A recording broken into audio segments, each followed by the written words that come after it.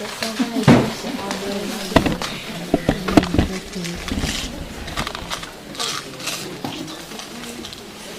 bien.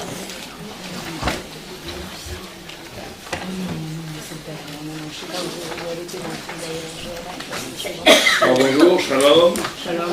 On va commencer.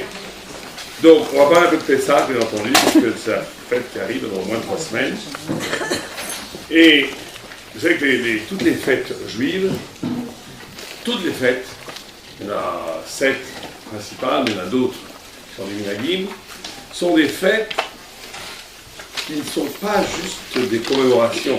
On se souvient ce qui s'est passé il y a 3500 ans, puisque, par exemple, de la même façon que Yom Kippour, il ne s'agit pas de se souvenir qu'il y a 3500 ans, Dieu nous a pardonné. Tout le monde vit Yom Kippour comme une journée où Dieu nous pardonne actuellement, maintenant. Enfin, c'est pas que pour Yom Kippour, ce que l'on doit comprendre pour Yom Kippour, c'est aussi valable pour toutes les fêtes. À Rosh Hashanah, qu'est-ce qui se passe à Rosh Hashanah principalement? On est jugé. À Pessah, on est libéré. Donc ça veut dire que tout le seder de Pessah, toute la fête de Pessah, c'est un moment où le peuple juif, où chaque individu, a la possibilité de Yeshuot. Ça s'appelle Yeshuot, ça veut dire de libération de toutes sortes.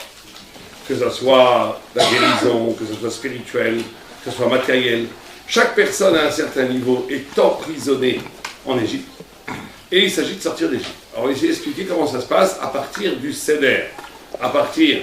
Il y a 14 étapes dans le Seder, on n'aura pas le temps de les faire toutes, mais on va faire les principales, qui sont des étapes, effectivement, dans la mitzvah, qui nous enseignent comment nous libérer. Alors, avant tout, vous savez que les 3 fêtes principales, il y en a d'autres, il y a aussi Kippour, mais les 3 fêtes principales, qui sont ce qu'on appelle les Chagim, Pessah, Rosh Hashanah et Sukkot, correspondent aussi aux 3 Avot, aux 3 patriarches, Abraham, Yitzhak et Jacob. Et Abraham, qui était Chesed, qui était l'amour, qui était le commencement, correspond à Pessah.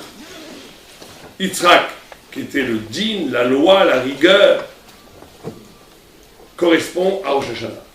Et Jacob, qui est l'aile de la Shrina, qui est la Torah, qui est l'étude de la Torah, Jacob, Yoshev, il est Tam, Yoshev, Ohalim, il est pur et il est assis dans les tentes, correspond à Sukkot. Comme ça se passe. Donc, il faut bien comprendre qu'aussi, Pessah est lié à la notion de chesed, d'amour. C'est pour ça que c'est une grande mitzvah, une obligation, pas qu'une mitzvah, pas qu'une bonne action, à Pessah, d'aider les pauvres, de donner de la matzah à ceux qui n'ont pas de matzah, de faire des actes de générosité, parce que on est dans la dimension chesed, et il n'y a pas de liberté sans chesed. On va essayer d'expliquer aussi pourquoi. Alors, le seder se passe comme ça.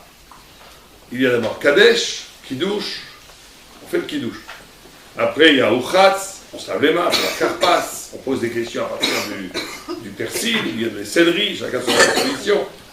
Après, il y a Yachatz, on coupe en de la matzah. Après, il y a Magid, on commence tout le récit de la sortie de Pessah. Après, il y a Lachatz, on se lave les mains, on fait les tchiateli, on fait Motzi Matzah, on fait Maror, on fait Korer, on fait Shulchan Aruch, on mange la Fikoman, Safoud, on fait le Bertamazon, et après on finit par du Hallel. Voilà plus ou moins comment la soirée se passe. Mais, bien entendu, chaque moment est un moment halachique, c'est très important derrière Hagar. Le soir de Pessah, même pour les femmes, vous savez que les femmes ont la même obligation que les hommes, des Arba Kosot, de boire les 4 verres, avant tout la mitzvah de la Torah, c'est peut-être la seule mitzvah de la Torah qui nous reste, qui est de manger, comme une sorte de manger la matzah comme si on mangeait un korban. Donc mesdames, vous avez la même obligation que les hommes de manger un kazaï, ça veut dire à peu près 28 grammes, 30 grammes, chacun son ensemble, on va dire 27 grammes, 28 grammes, 30 grammes de matzah en moins de 4 minutes. C'est important si on n'a pas fait la mitzvah. Il faut savoir. Il y a une mitzvah pour les femmes ont aussi l'obligation de dire le kiddush, l'obligation de faire les 4 kosot, l'obligation de manger le maror, aussi 28 grammes de maror. Le korer, pareil, deux fois 28 grammes de matzah et 28 grammes de laitue.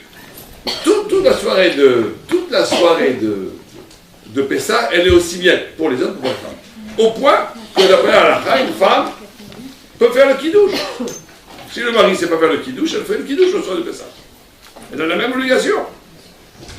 Et il faut aussi qu'elle écoute la sortie d'Égypte. Elle ne peut pas passer la moitié du temps dans la cuisine et tout, il faut tout préparer avant, parce qu'il faut qu'elle s'acquitte de raconter la sortie d'Égypte. Surtout dans les moments principaux qui sont quand on dit Pessah, Matzah, Maror, quand on raconte les Gyplés, quand on raconte aussi toute l'ouverture de la mer Rouge, la sortie d'Égypte, etc., etc., etc. Donc c'est très important que les femmes prennent, que tout le monde prenne conscience que la libre, normalement c'est une mitzvah qui est liée au temps. Toute mitzvah qui est liée au temps, et les femmes n'ont pas d'obligation. Par exemple, le chauffard, les femmes n'ont pas d'obligation. C'est juste c'est bien de le faire, c'est une mitzvah, elles n'ont pas d'obligation d'écouter le chauffard. Mais elles ont l'obligation de faire toute la soirée du Pessah, toute le Seder, comme les hommes au même niveau d'obligation, parce qu'il n'y a pas d'identité juive sans Pessah. Donc on crée notre identité juive. On est juif grâce à la sortie d'Égypte, grâce à Pessah. Et aussi parce que tout le monde a été sauvé. C'est une façon de remercier Dieu du miracle d'avoir été sauvé d'Égypte, arraché à l'aliénation, à l'esclavage. La liberté serait une des définitions cardinales la plus importante peut-être de ce que c'est être juif, être libre. Il faut définir ce que c'est être libre par rapport à la Torah. Alors, ce qui est intéressant, c'est qu'on dit, tout commence par Kadesh, le Kiddush. Et si on prend le Seder comme nos sages nous l'enseignent comme une échelle, où étape après étape, on s'élève le soir de Pessah. Normalement, il y a écrit dans la halakha, dans les sages, que celui qui mange la matzah le soir de Pessah, il ne peut pas tomber malade toute l'année. C'est bizarre, on voit des gens, même des tzadikim, des talibans, ils mangent la matzah, ils tombent malades. C'est-à-dire qu'il y a une façon de manger, de faire le Seder, qui est tellement forte que pendant un an, elle nous protège de tout l'aléatoire de la matière. Se libérer d'Égypte, c'est se libérer de la matière. Se libérer de la matière, c'est se libérer de toutes les formes du négatif liées à la matière. Alors c'est des niveaux très hauts, mais c'est des niveaux qu'on doit au moins essayer d'atteindre et qui amènent une purification, bien entendu, spirituelle, morale, psychique, mais aussi physique. La Gemara nous dit que l'oditna Torah est là leochleman, que la Torah n'a été donnée qu'aux personnes qui ont mangé la manne. La manne qui est un pain céleste qui descendait du ciel, au point où le corps du peuple juif est modifié par des siècles, des millénaires d'une façon de consommer la vie. Or la matzah, elle représente aussi cette notion. Vous savez que la manne, c'était une sorte de lumière céleste qui s'est fait matière. La matzah aussi, c'est ça. On va essayer d'expliquer qu'est-ce que c'est ça aussi. Il y a quelque chose de très très spirituel. Le Maharal de Prague dit que la manne, que la matzah, c'est comme la manne, ce qu'on appelle tsura mouvdelet, la forme pure, séparée comme une sphère. Il n'y a que de l'eau et de la farine. On ne met rien dans la matzah, rien. L'eau, la farine, forme pure. Alors il faut comprendre tous ces notions. Alors, la première question qu'on a, c'est pourquoi on commence si haut. Kiddush, normalement, c'est la fin. Quand vous avez dans Messiah Tchecharim tous les étapes de sainteté, enfin de tzadikout, l'avant-dernière, c'est Kedusha. Après, c'est Triasamiti. Après, on peut faire revivre les morts. Donc, on aurait dû mettre la Kedusha à la fin. Faire le Maguid d'abord. Une fois qu'on est vraiment prêt, on aurait dû faire le Kiddush. Bon, la première chose qu'on fait, c'est Kiddush. Parce que ça, c'est un premier enseignement. Le premier enseignement, c'est qu'on ne peut rien commencer de spirituel si nous-mêmes, chacun à son niveau, ne s'abandonne pas, ne casse pas avec des habitudes qui l'emprisonnent. Il y a une première chose, il faut se sanctifier. Quelqu'un qui n'a pas l'ambition de se sanctifier, de se mitkadesh, qui n'a pas l'ambition de s'approcher de Dieu, qui n'a pas l'ambition un tout petit peu de goûter de qu'est-ce que c'est de la lumière divine, eh bien, tout ce qu'il fera le soir du Pessah, c'est du folklore. C'est bien, il y a une mitzvah, il va manger, c'est très bien aussi. Mais rien va se passer pour lui. C'est-à-dire que on se parle à nous-mêmes. On n'est pas ici pour faire la morale aux gens. Mais nous-mêmes, chacun à son niveau, on peut très bien passer un soir de Pessah et rien ne se passera. D'un point de vue métaphysique. Non, juste un petit mérite d'avoir fait des mitzvot. Si on fait ça comme un folklore, réunion familiale, on fait des blagues au CD, on rigole, on boit les 4 verres de vin, on est un peu sous, c'est très bien, on a fait la fête à Levaï, c'est déjà pas mal, à Levaï que tous les juifs le fassent, et tous les juifs vont le faire, si Dieu veut. Mais, c'est pas ça qu'on nous demande. Si on refait les mêmes actes depuis 3500 ans, c'est pas pour manger de la galette sympathique avec la grand-mère de tonton Albert, c'est pour nous enseigner autre chose, c'est pour nous inscrire dans notre conscience et notre chair une dimension spirituelle qui fait que la Torah, elle est donnée, la Torah c'est l'infini, elle est donnée sur terre, et nous sommes, nous, les Juifs, élus pour être les dépositaires de cet infini. C'est comme ça. Être juif, c'est incroyable, c'est une histoire de fou. Dieu, il a choisi un peuple, il a dit, celui-là, ce peuple-là, il va être le témoin de l'infini que je représente. Pendant 3500 ans, jusqu'à que le Mashiach vienne de l'histoire. Donc chaque juif, on est élu. Chacun d'entre nous, on est élu. Être élu, c'est justement prendre conscience de cette élection avant tout. Donc on doit commencer par le kidouche. Kidouche. On doit commencer par se sanctifier. Par avoir la volonté de devenir meilleur, la volonté de s'approcher de Dieu, la volonté de se transformer. S'il n'y a pas au début cet acte de kidouche, cet acte de saut, une sorte de saut, de s'arracher de la torpeur de la matière, alors c'est bien, c'est du, on fait les mitzvot, c'est du folklore, c'est du, on continue la tradition juive, c'est très bien. Mais d'un point de vue métaphysique, d'un point de vue d'un changement dans la vie, il ne faut pas croire que ça va changer quoi que ce soit. Si on veut que ça change, il faut que le Seigneur soit une expérience spirituelle qui commence par une volonté de se sanctifier. Kiddush, Kadesh, on commence par le Kiddush. Tout de suite après le Kiddush, qu'est-ce qui se passe? On a un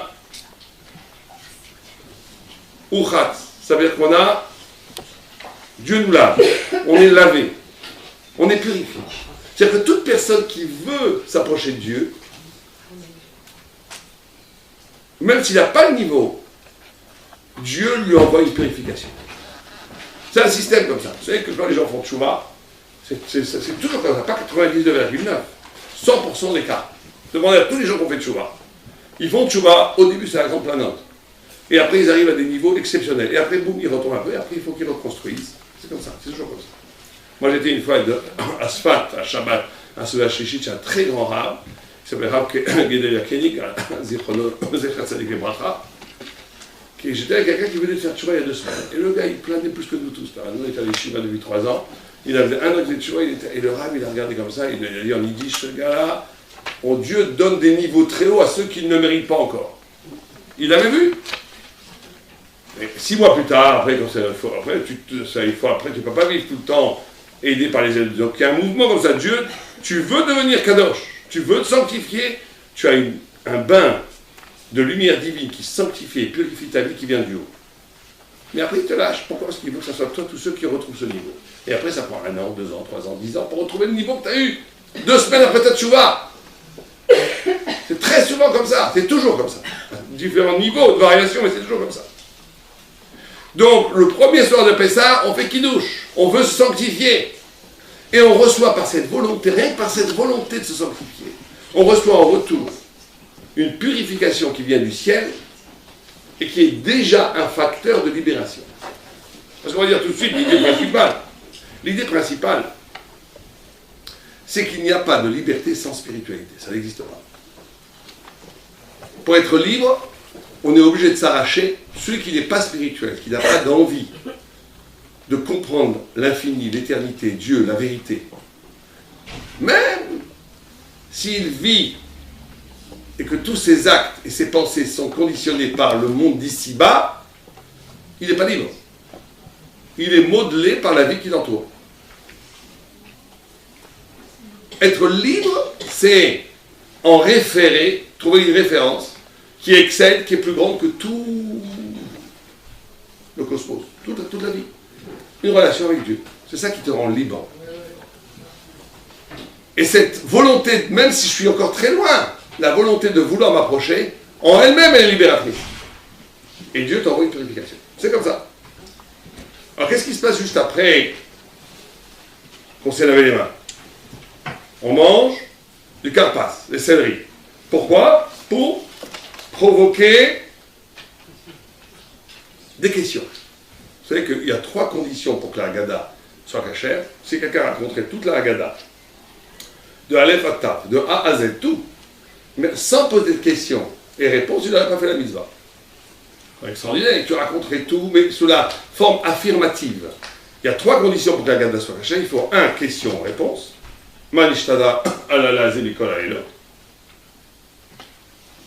2, il faut que ça soit Geder, Gnaï Jvach, Avadi Maïnou, Ovde Avodazara. Il faut qu'on rappelle qu'on était esclave, qu'on était Oved Avodazara, qu'on était idolâtre. Et après qu'on rappelle la gloire d'Israël, que Dieu nous a pris comme peuple. C'est ça qu'il faut. Et 3, il faut raconter. Quelqu'un qui serait en train de méditer pendant ce soir de Matzah, même s'il fait tous les actes, il médite tout sans raconter, il n'aura pas fait la mitzvah. Donc c'est les 3 conditions nécessaires pour accomplir la mitzvah. 1, question-réponse. 2, Gnaï Jvar, il faut raconter qu'on n'était pas bien. C'est bizarre, parce qu'il faut qu'on raconte qu'il n'est pas bien. 3, il faut raconter. Il faut parler à quelqu'un. Si on est seul, il faut se parler à soi-même. Les juifs, c'est toujours des fous. Vous imaginez un goy qui nous regarde, il nous voit mettre des tefilines, qu'est-ce que c'est que ça? Il nous voit manger le Shabbat, et qu'on ne peut pas rentrer avec la porte. Chaque seconde, un goy qui nous regarde, il le prendrait pour des fous. Il verrait quelqu'un seul dans la Haggadah, assis, il parlerait tout seul, il se poserait des questions à lui-même. Il appelle le 5 minutes, il y a un fou qui est en train de se parler à lui-même. Le peuple d'Israël, c'est un peuple fou, il n'obéit pas à la loi, à la nature. C'est comme ça. Et donc, il faut poser des questions. Pour être libre, il faut poser des questions. Pourquoi est-ce qu'il faut poser des questions? Pourquoi c'est important de poser des questions? Vous savez qu'il n'y a pas une page dans le